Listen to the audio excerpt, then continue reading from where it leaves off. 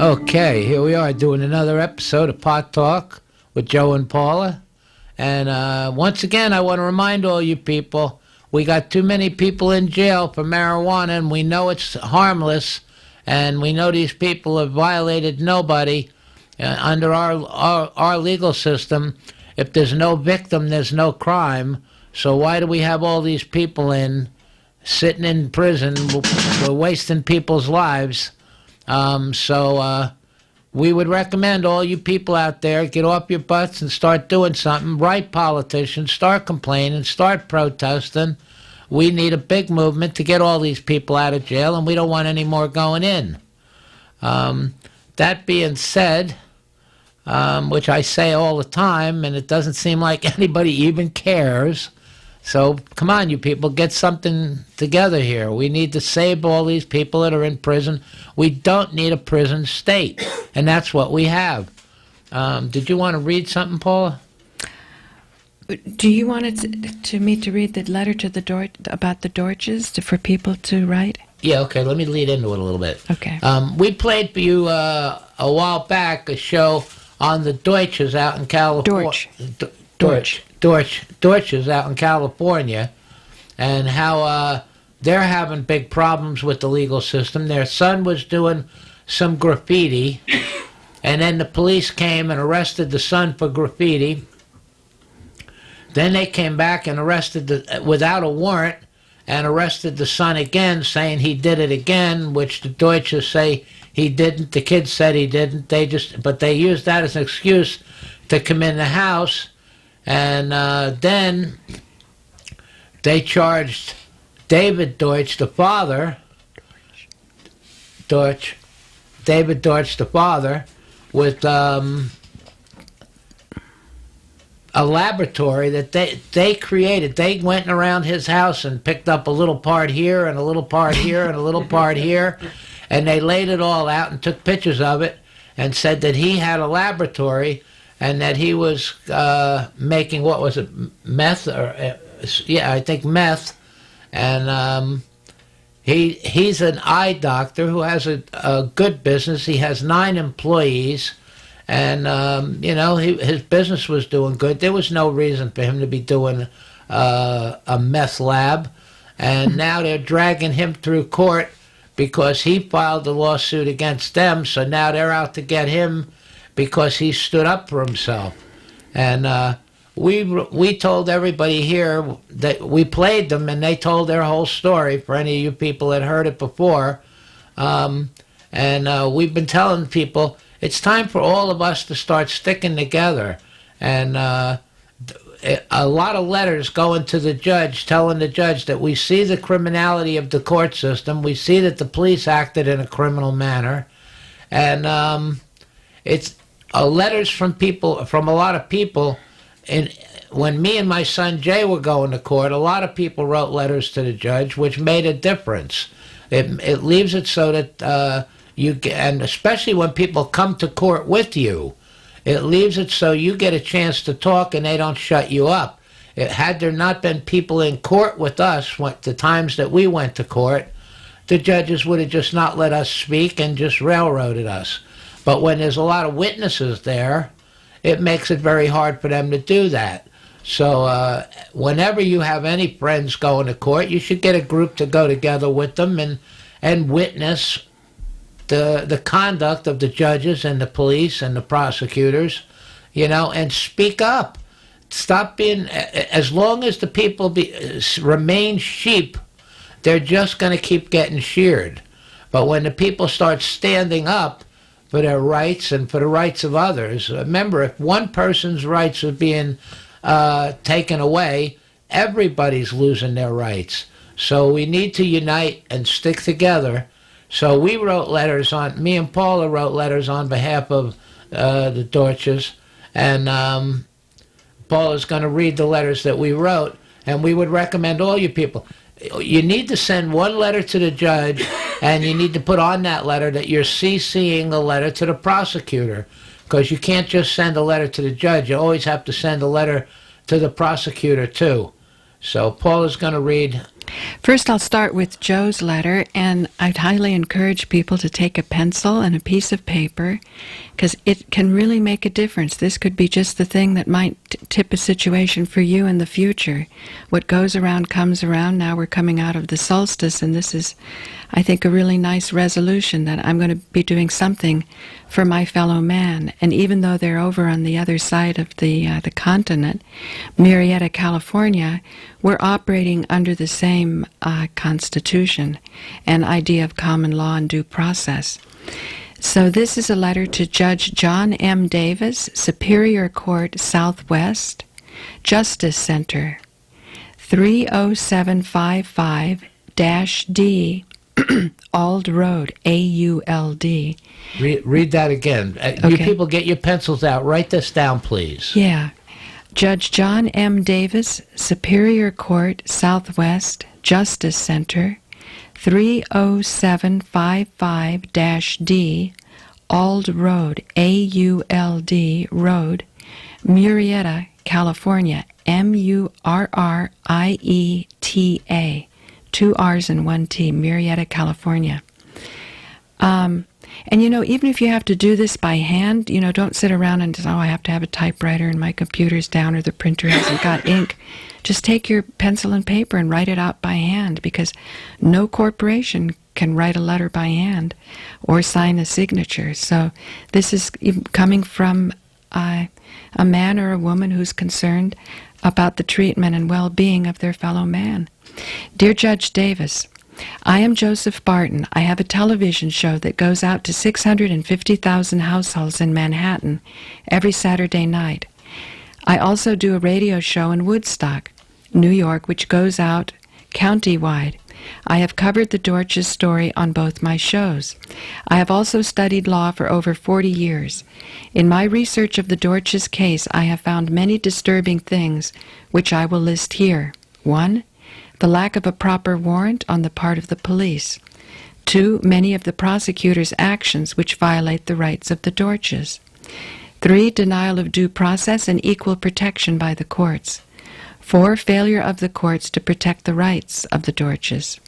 To name a few, when the police act in an unlawful manner and the prosecutors protect the unlawfulness of the police's actions, and the courts allow this conduct, there is a violation of the Constitution, which is the highest law of the land, and for courts to condone such a violation, it is for judges to act in dishonor. For judges to go against the Constitution and violate the rights of the people is treason. Judges only have authority when they are not in dishonor.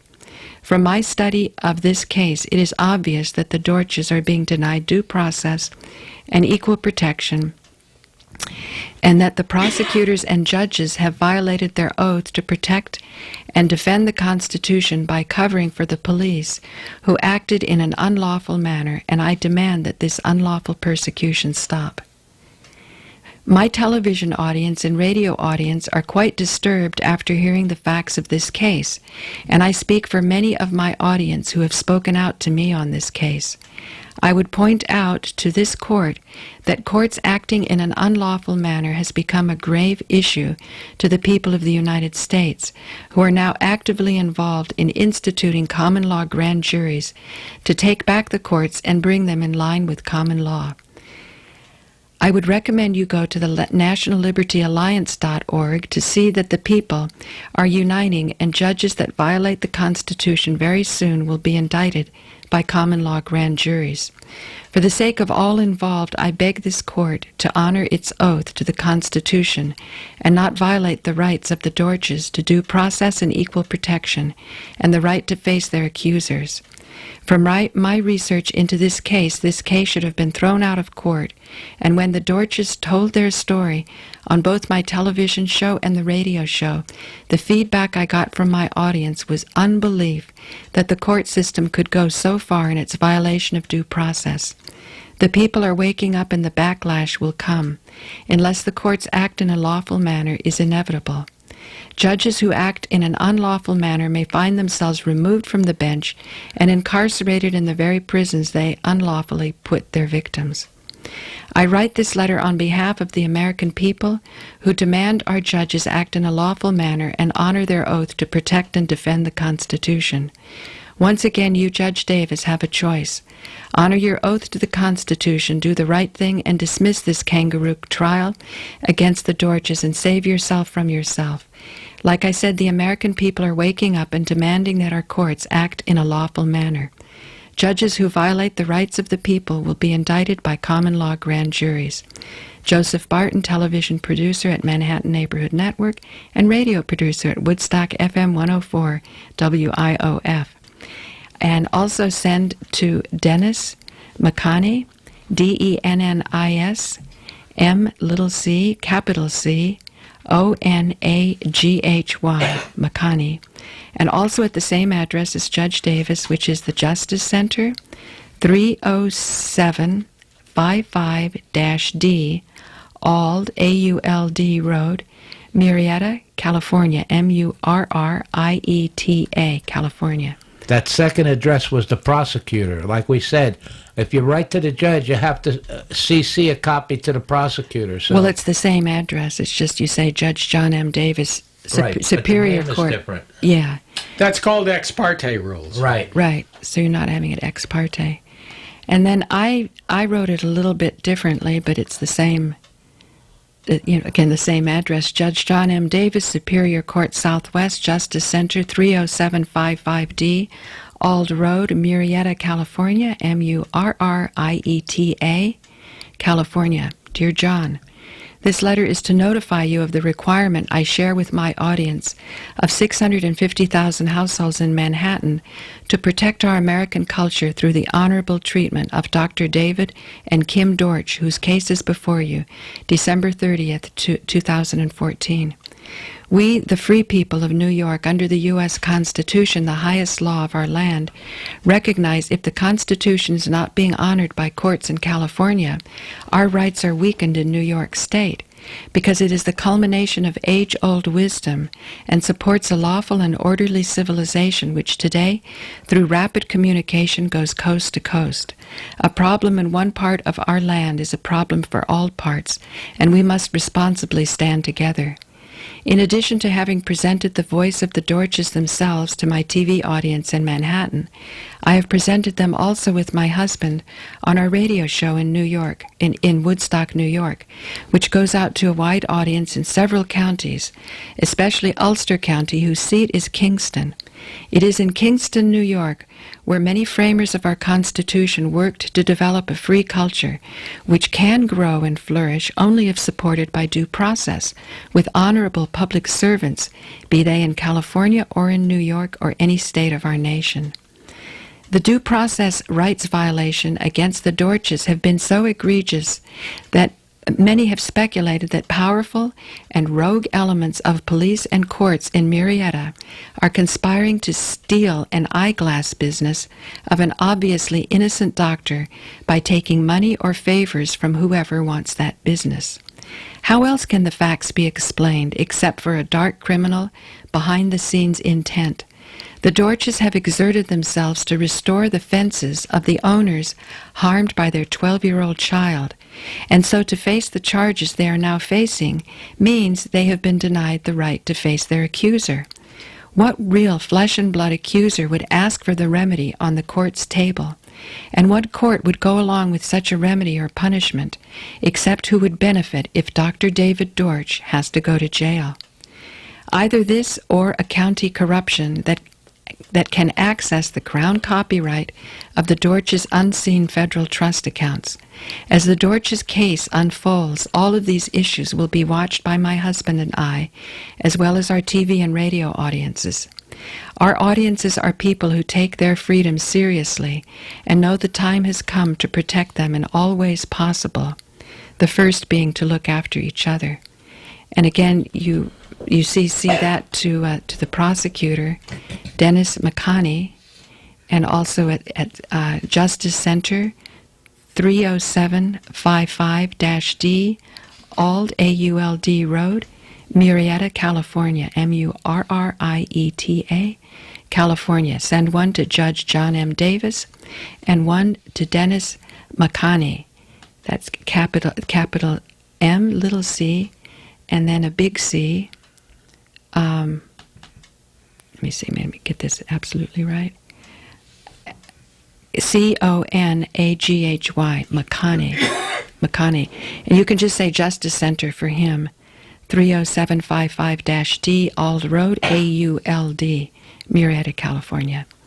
So it would be just wonderful if some, snail mail came in across from this side of the continent, and it's bound to create an effect. As they go through their stacks of mail, they see that there's people in New York that cared enough to take the time and take a stamp and just write their thoughts.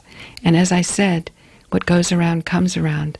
The letter that you write today might represent a letter that somebody writes tomorrow on your behalf. That's it for me. Yeah, and we also did a case on Donna Novak.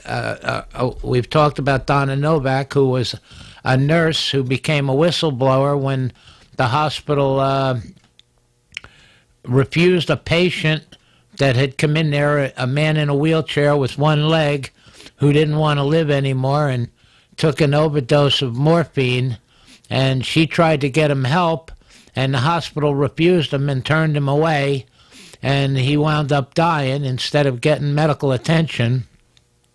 And Donna stood up and blew the whistle on the hospital, and then the hospital started attacking Donna. She lost her job. They intimidated her and ran her pretty much bankrupt. But at least we applaud people like Donna who take a stand for the right thing. And that's what we need in this country, more people to take a stand. If everybody started taking a stand and speaking up at injustice and at criminality between our politicians and our courts, we could have a much better country. So and it wouldn't take that many, I believe. We just got a call. Can we put it on? No, she's gone. She didn't want to go on the air. But she wanted you to repeat the zip code out there because she said that you did not give out the zip code. The reason, right, so we've got people interested. That's really wonderful. And but give the zip code for those who want it. Yeah. You want to explain to Joe why I don't do zip codes? Did you know that a zip code is a military jurisdiction? So what you can do is you can put 92563-9998 means I protest military jurisdiction. Now what that's doing is saying that you want this to go to a location that is honoring common law and the Constitution versus corporate law. This is a very subtle point about what licensing means. For example, all of the talk that you were doing about the police officers, whether they're polite or not, the fact is a police officer is somebody who's supposed to carry out the execution of someone who has a complaint, and that complaint is signed by an actual harmed party. That again is why these letters are important, because what you're doing when you're writing a letter on behalf of the Dortches is you're saying, here I am over in New York, and I'm paying attention to how this country is treating our rights, because that's what it's all about. And so again, shall I repeat the whole address? Yeah, repeat the whole address. But again, also please state that you heard this, that you got this information on Woodstock Radio. Woodstock 104. Right, Woodstock 104. Right. So that this judge gets the point that we are publicizing this case. Right. It's Judge John M. Davis, Superior Court Southwest, Justice Center, 30755-D, Auld Road, AULD, Murrieta, MURRIETA,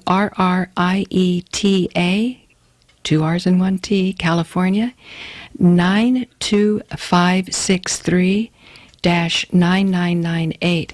And then to the prosecutor, it's Dennis McConaghy to the same address. And let me see, Dennis McConaghy is McConaghy, capital M, little c, capital big C, ONAGHY. Again, Justice Center, 30755-D Auld Road, Murrieta, California, 92563-9998. And God bless you for calling and asking for that. Yeah, and to the lady who called in, thank you. It's good that you're standing up and you're at least writing a letter. And we do appreciate people who stand up and support different causes. Yeah, You know, and we have to stand together, and if we stand united, we can't be defeated. But one at a time, they can take us down. So let's stand united. and we, Just before we continue, because I want everybody to be fairly treated, if you do want to call for any reason, the number that the woman just called is area code 845-679-9104. That's 679-9104. And I guess people could feel free to call, right? Yeah, yeah. Okay. I'm just saying, I just wanted to say that when Joe and I talk to these people, you know, off air, they're calling us, the gratitude that they have is just so moving, isn't it, Joe? Yeah, And yeah. the Dortch's call, we sent some DVDs that we made, and we told them to try to find a local public access station or to give the DVDs to the people whose fences were harmed, because I'm certain the people whose fences were harmed had no idea that this was happening to the parents of the little boy who, you know, was so expressive. And we appreciate that the Dortches are really standing up. There's not many people who go into court. Most people go into court like sheep. And they're always willing, oh, well, instead of you screwing me big time, I'll cop a plea and you can screw me a little bit, you know? It's consent. The Dortches have actually stood and fought and not accepted it. In fact, they filed countersuit. And one of the reasons that they're so out to get the Dortches is because they had the nerve to stand up to them and file a countersuit. But that's to their credit, and all the more reason that we should take their back. Right.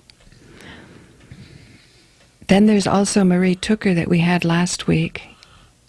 She was listening to us reading one of these letters, and I think that impressed her because she's, had a big piece of property, 90 acres come to her, and it was, more or less bequeathed. The lady who owned it, who passed away, was aware of her vision to have an orphanage, and she was able to have the property preserved.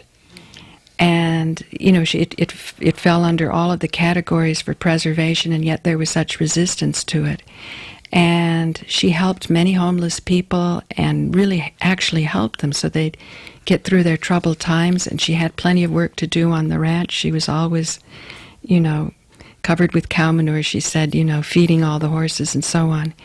And she's had to fight so by herself that I think when she heard that people are writing letters, I don't know where her case stands right now, but I really got a feeling that she's going to get her place back. And if she gets her place back, because this is such a deep conviction and mission that came to her as a 12-year-old, that she would be having an orphanage and she would be caring for people. And as her life started to unfold, I think the problem was that she comes from a conservative Italian background, and, one of her husbands was African American, and she's got this gorgeous little boy now. And when she was telling her tale to me in Gramercy Park, I met her for the first time, and just boom, 5 hours just rolled by. She broke down in tears at one point, and she goes, "At least I have my child," because this woman is so strong and such a fighter and so following her light and her mission within. She knows what she came here to do. She knows the work that needs to be done. She truly cares for the poor and the distraught. So many others would be intimidated and they'd get their children taken away. And she said, "At least I still have my child." And so you really see again what a mother's love is, and you can imagine how good she would be if she's just allowed to do charity. And I'd like to jump in. we really have the highest respect for Marie and the Dortches and Donna Novak and a lady named Lydia Radin. These are all people who stood up in court and fought and didn't take it, and Marie Tooker's probably going to get her land back.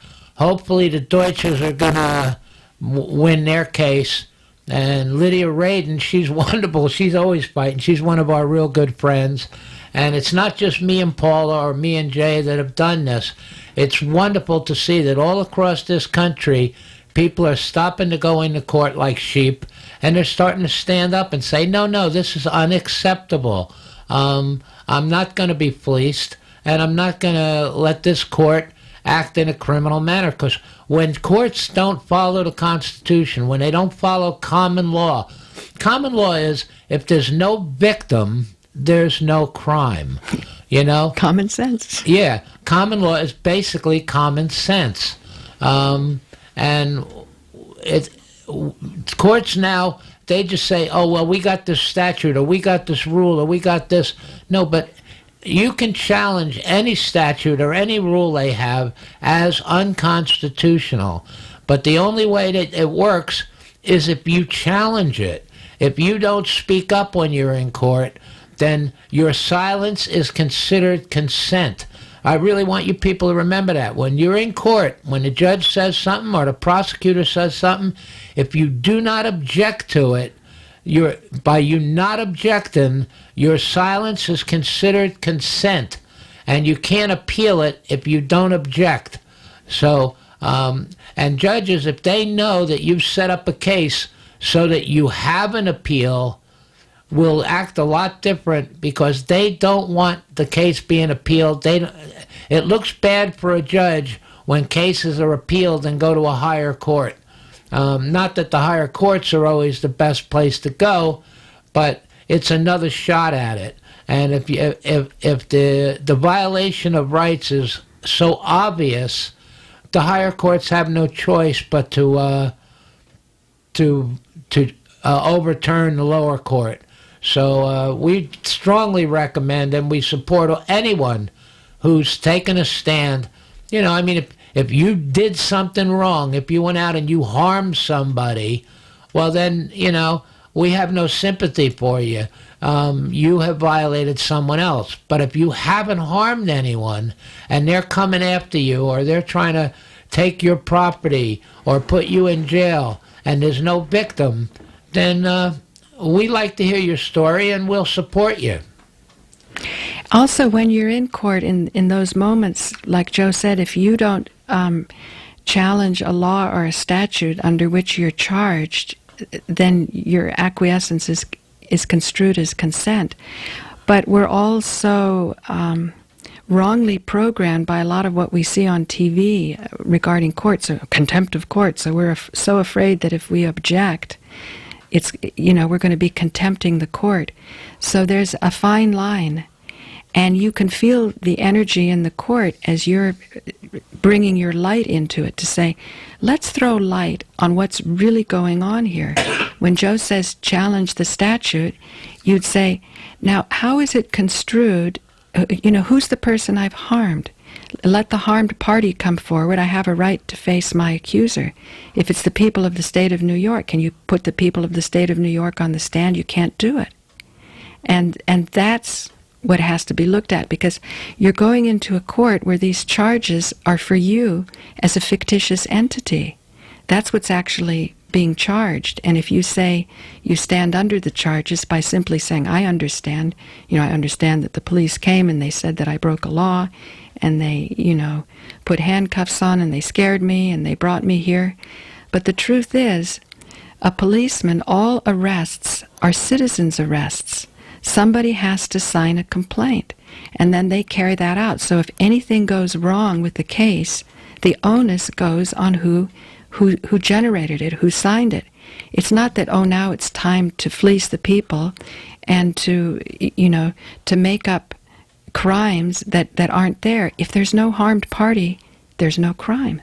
And something else I'd like to throw in. A lot of times in court cases, the court will say,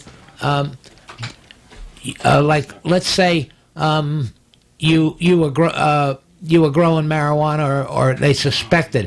They'll say intent to grow marijuana. Let's say you had some seeds, and they turn around and say, oh, well, you had intent to grow marijuana. If you don't dispute intent, right away say, intent, you cannot prove my intent. And in a court, they're supposed to prove beyond a shadow of a doubt. The onus of proof is on the prosecutor. And prosecutors cannot prove intent. So anybody out there, anytime that they say, oh, you intended to do this, or you always dispute intent and say, there's no proof of my intent.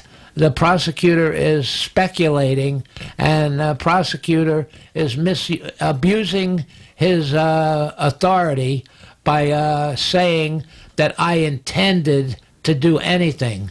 The prosecutor cannot prove intent, so therefore you want that case to be dropped, that charge. You got a call. Wonderful. Caller? Go ahead. Caller? Hello. Hi. This is Veronica. I wanted to call and wish Paula a very happy birthday. Oh, Veronica, what a sweetheart you are. I sent out an email to 3,000 people and said, don't send me a Facebook happy birthday. If you want to say happy, this is the most elegant. Oh, Veronica, thank you. Well, I did that too. I also sent you a Facebook happy birthday.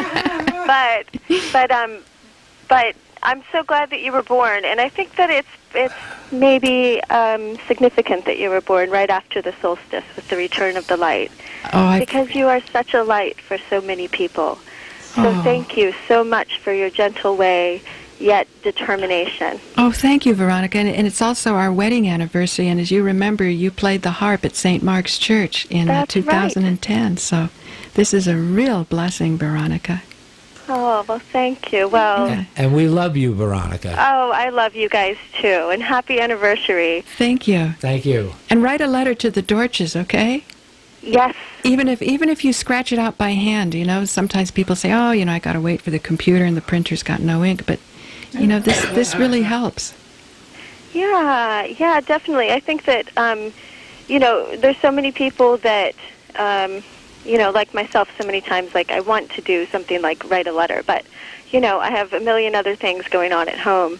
So I think that it's really powerful when, someone like me finally does sit down and write a letter, because we're not just representing ourselves, but clearly there are many more people who aren't writing, who want to. Right. Well, that's every letter that comes in, they figure there's so many that would have come in, but, that people are thinking that way.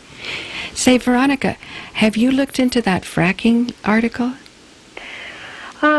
Only briefly, but, because, of course, there's the news that New York is now banning fracking. So the article that you're talking about was...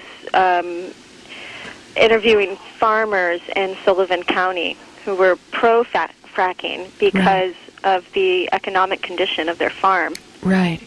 And it's really, from their point of view, it's advantageous for them to have fracking on their land. They get tax breaks. Right. It's a big burden off of their shoulders in these tough times.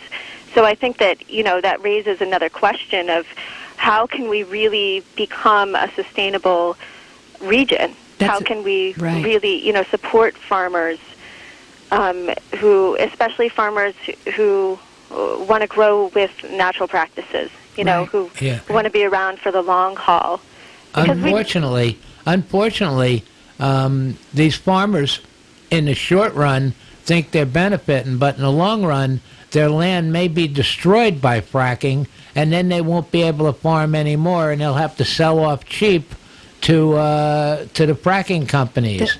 We should push the state, the politicians, to start doing something for the farmers so they don't have to sell off their land to fracking. Which again gets into the whole bank fraud and the foreclosure thing and why the economy is skewed.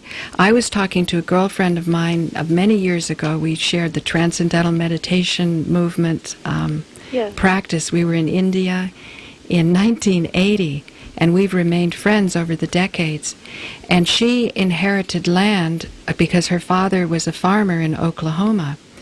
And she told me that when fracking came through, it was rescuing the farmers.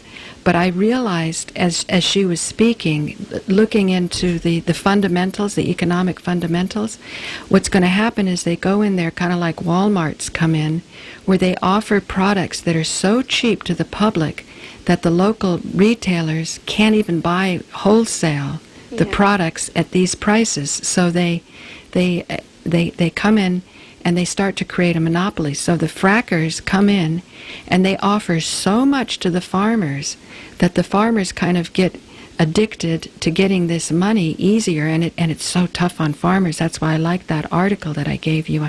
And I do want to see if I can follow up and perhaps even bring a farmer on to discuss this so that people understand it's not about the fracking, because if the fracking price goes down, then the farmers are really in a bad way because they've forgotten how to farm.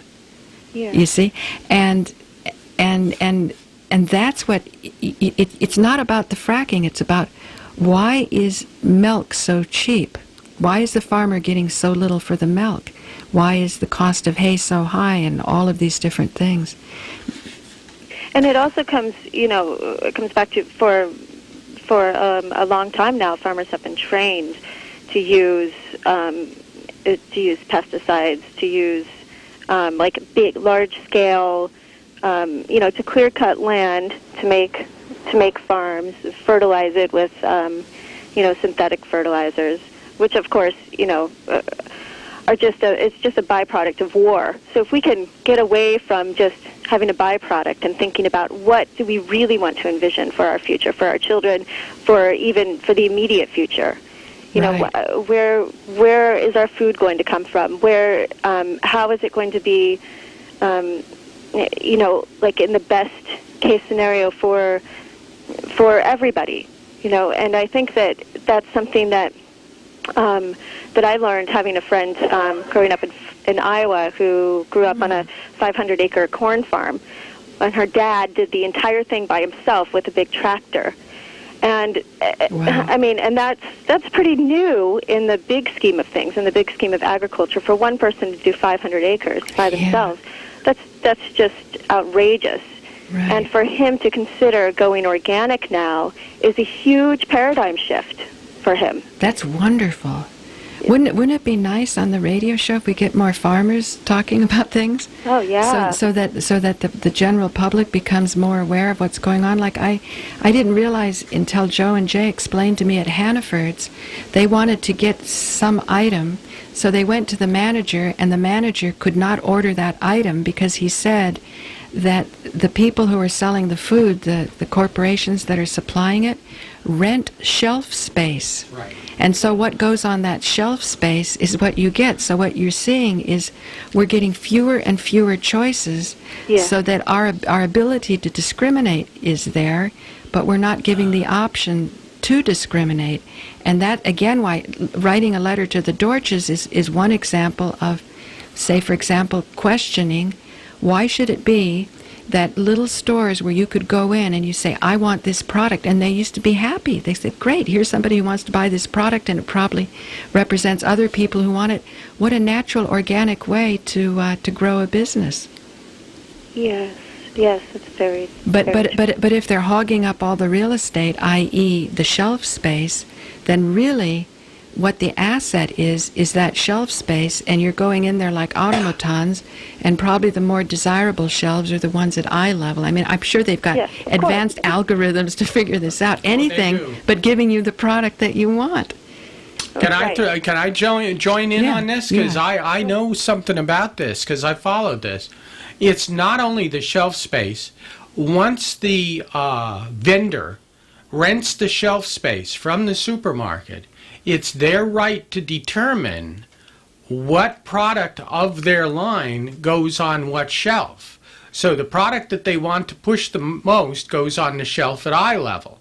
The product that they might want to push to, let's say, short people goes on the lower shelves, or tall people goes on the upper shelves. But it's even worse than that. If you're talking about ingredients, there have been many corporations, big food corporations, that have tried to deviate from the paradigm where everything is high fructose corn sweetener and aspartame. And what happens is then they end up putting some of their products on special.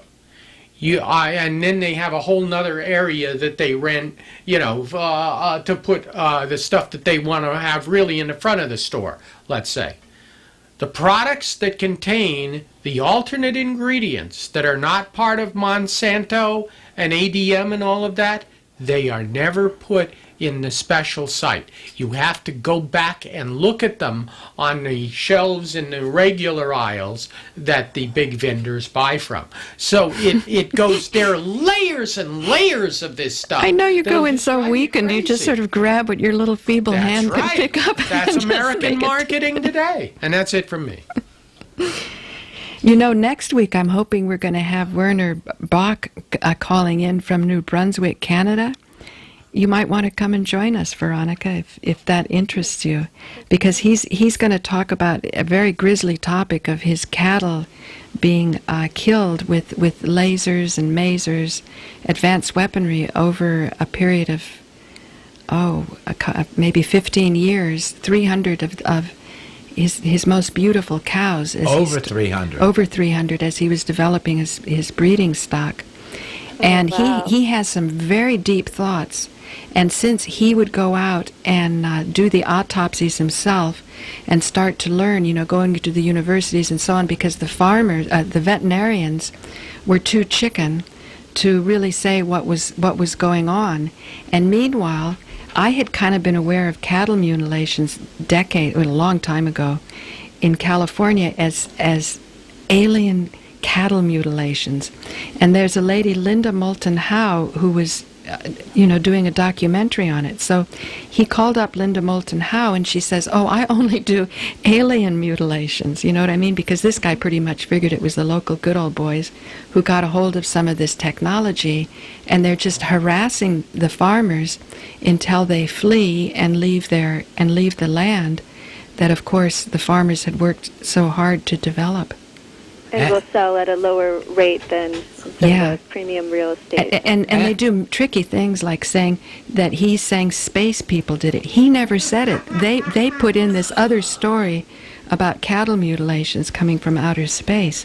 So they make him look like a nut, then give him a guardian, then put him in the nut house and then take his land. Yeah, they could give him a late night radio. They did put him in the nut house on 2 occasions, but he cleared himself of that, and he's actually got a clean bill. But he's quite an intelligent man. Very, very intelligent. And he's done the research. And we're going to have him on next week. And he definitely knows what he's talking about. He's done the research, and he's standing up.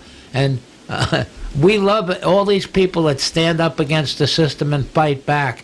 And Warner's he's a real go-getter. We really like Warner. We've been talking to him quite often over the course of a couple of years now. And he's hung in there.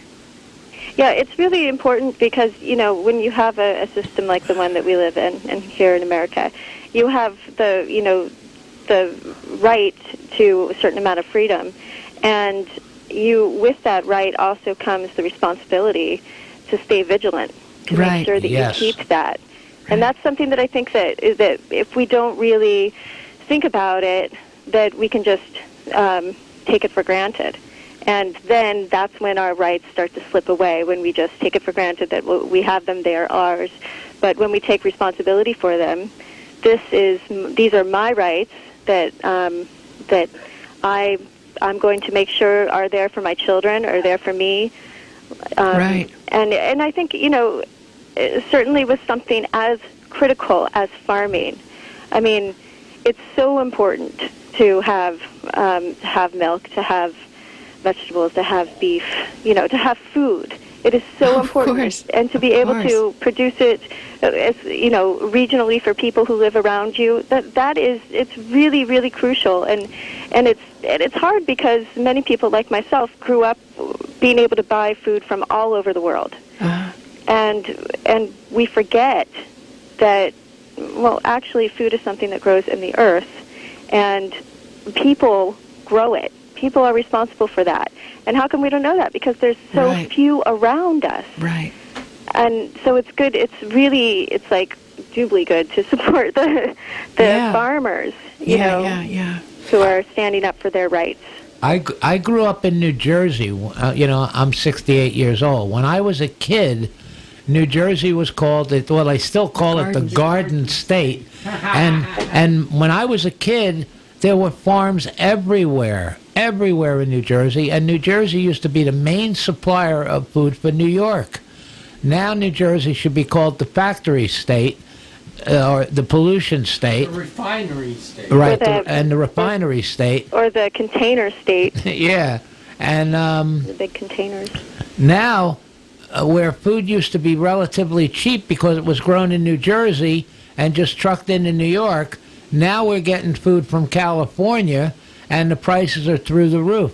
So everybody should start supporting local farms and make sure that our local farmers, the politicians, give them tax breaks, and that the people buy from local. We support local farms. Everybody should buy from local farms, even if you pay a couple of pennies more from a local farmer, because now it's very hard for farms to operate. At least the food is being local. And when the big collapse comes, which it's coming real soon, when the dollar becomes worthless, the trucking is going to stop. The ships coming in with food from other countries is going to stop. And unless we have local farms, there's going to be a whole lot of hungry people, and it's going to get really bad. So I encourage local farming and supporting it. And if we had local farms, it can make the transition so nice. In Detroit, when they went bankrupt, they couldn't afford to pay the police. So now neighborhoods are policing themselves, and the crime rate has gone down. Just on the farming part, it's astounding to me to think that my grandmother, who grew up during the Great Depression, she had a garden in her backyard, and she would, even at 7 years old, she was making dinner for the family because both her parents were working. And so, how important was that garden to their family? It was critically important, and I grew up without ever having a vegetable garden, and it's really astounding to me. That's just 2 generations later that there is no garden whatsoever, and I had to. Still I struggle with my own garden, and I bring this up because I think that that's also an important piece of support local farmers, but also what about educational initiatives to teach the kids growing up how to grow your own food? I think that is going to be so critical in years to come, and we might as well prepare for it. We might as well start now.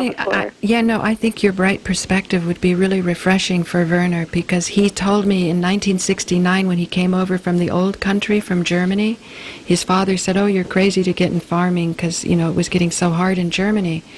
So he got this land in New Brunswick, and you can see it's beautiful, rolling acres, and he spent... New Brunswick, Canada. New Brunswick, Canada. He spent since 69 developing it and, doing all those things, creating the gullies and stuff.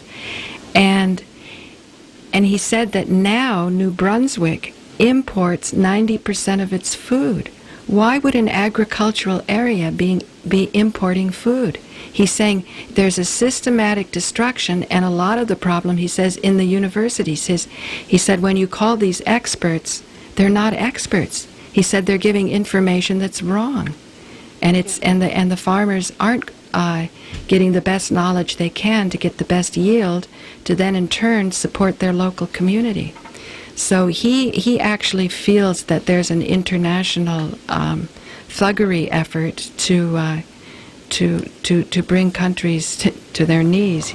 He even said when he left Germany in '69, He came back in 73 for his father's funeral, and he said in those 4 years that he left, the environment really changed where people were paranoid and fearful. He said if he came over with someone that his old friends didn't know, they'd say, "Oh, can you come back later and I'll talk to you," but they wouldn't talk in front of somebody that they didn't know. So here we, have all these thoughts about how awful it was in World War II with the Nazis in Germany, and yet I think when you actually look at the evidence, we're living through far worse. I mean, if an agricultural area is importing 90% of its food, what's really wrong with that picture? Right. Yeah, and how did that happen? And who's making money off of that? Yeah.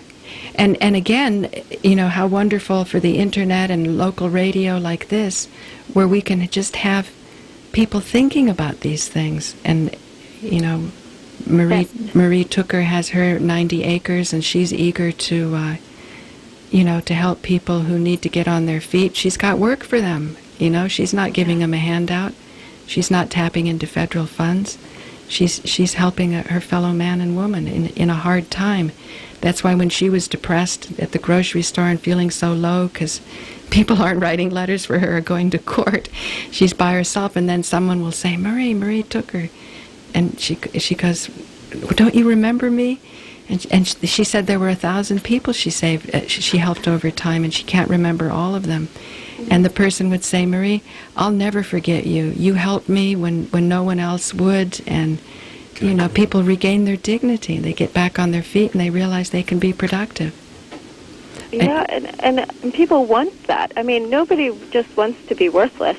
Every human being wants to, be able to share and offer something of themselves. Right. As long as they're treated with dignity and it's not something that is like, a slavery situation, because who wants to participate in that kind of culture? But, people want to be helpful. I really think it's human nature. So if you put them in an environment where they're treated with respect, they're going to people will want to work, people want to help out. And that will be a prosperous environment, too, because when people are happy, they're producing out of joy. Yeah, and then that spreads all around. And one of the problems I see, big time, is our educational system. We're they try to make every kid learn exactly the same stuff. They program it into their head. They say, this is what you got to do, this is what you got to learn. And they never ask kids, what are you interested in? If a kid has a real interest in art, then they should, the school system should say, okay, we are going to help this person learn and get better at art. Or if the person said, oh, I want to be a farmer. Well, you know what? There's nothing in school to help teach kids how to be better farmers. They're just about programming them to work for a big corporation, and that's all they're training them for. For example, when computers started coming out, they started teaching all the kids about computers. Every school was teaching about computers. Now there's not enough jobs in computers, so you got all these kids who are educated about computers, and there's not enough jobs for them. When I personally believe that schools should find out what interests kids, and if a kid is interested in trees and he wants to know about trees, they should be able to teach him about trees. If a kid wants to know about art, they should teach him about art or whatever. Dress design. Yeah, dress design. Or making shoes. Yeah. Joe, I agree with you completely. The only thing that I would add to that is that teachers really these days have their hands tied. They have to teach to the test. They can get fired if their children don't do well on these tests that they have to take now. And so what they teach is directly related to these tests. And they don't have a lot of time to be able to indulge in. I say indulge, but really, I realize the necessity of it to be able to, to nurture a child's innate fascination with something. I thought I wasn't speaking against teachers. I was speaking against the school system. I know, but I just want to bring that awareness, and I'm sure you know, but one thing that I've asked myself with these tests is why? What is the point of these tests? And the only thing that I could come up with is that somebody is making money off of not only the tests, but also the books that you need to buy for the tests.